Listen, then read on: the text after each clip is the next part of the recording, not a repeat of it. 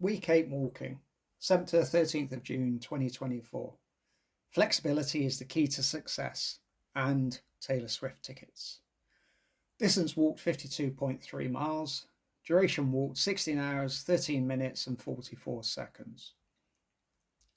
Even before I started walking, wildlife entered my life on day one, when this red squirrel took up residence on the fence at our front door and posed.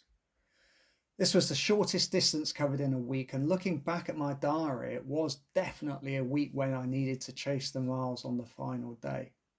Unusually, the longest walk this week was 13.12 miles, the Dreggie-Gorton loop, which I walked on days 1 and 5.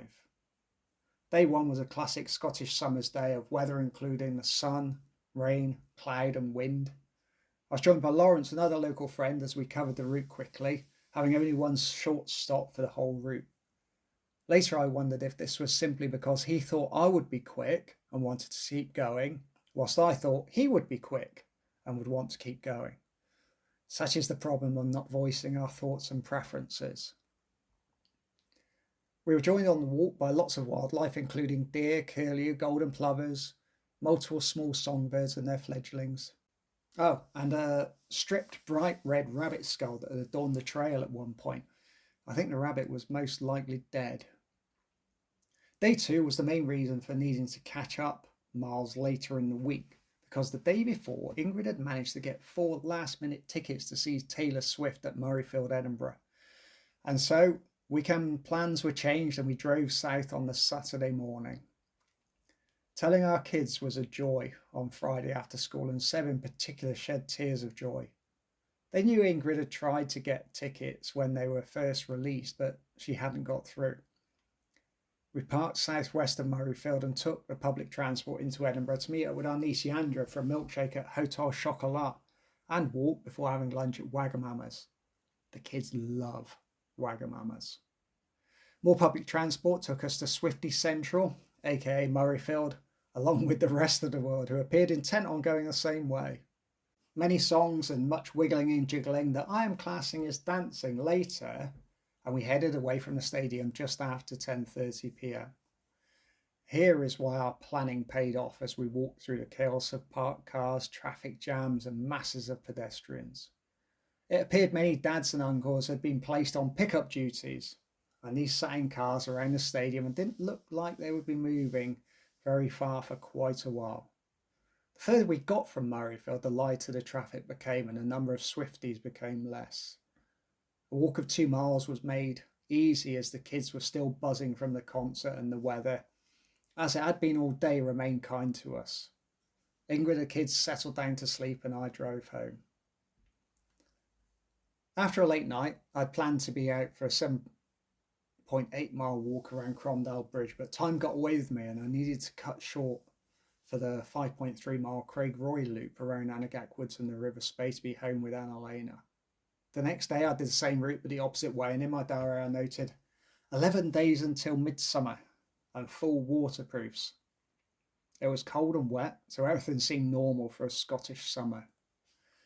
It rained heavily again on day 5 as I headed up on the trails of the Dreggie-Gorton loop, and I was back in full waterproofs. It seemed like the local wildlife wasn't choosing to play today because, apart from a few golden plovers, I neither saw nor heard anything else.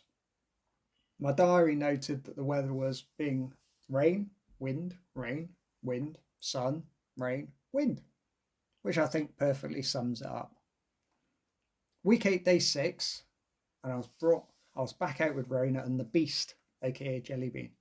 An easy walk of 3.3 miles around Annagach Woods and Speyside Way was completed bang on 10 a.m.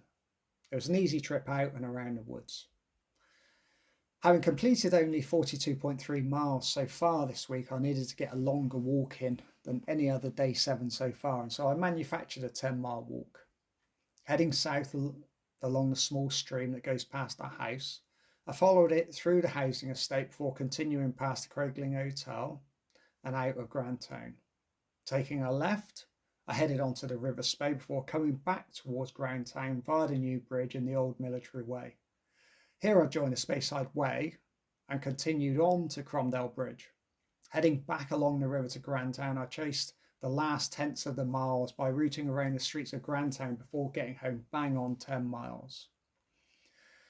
In the week reflections, things don't always go to plan, and this wasn't the way I like to finish the week. However, on balance, it showed what the whole challenge was about.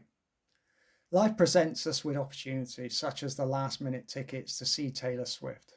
And this year is all about fitting the walking into my life rather than fitting my life around the walking. If I'd maintained the second mindset, I would have stuck to my walking plans and not gone to Edinburgh with Ingrid and the kids. But life is so much more than any challenge. It's about living and learning with those you love and making the most of experiences that come to you. So how are you making the most of opportunities that present themselves to you, and how are you remaining flexible? Thank you.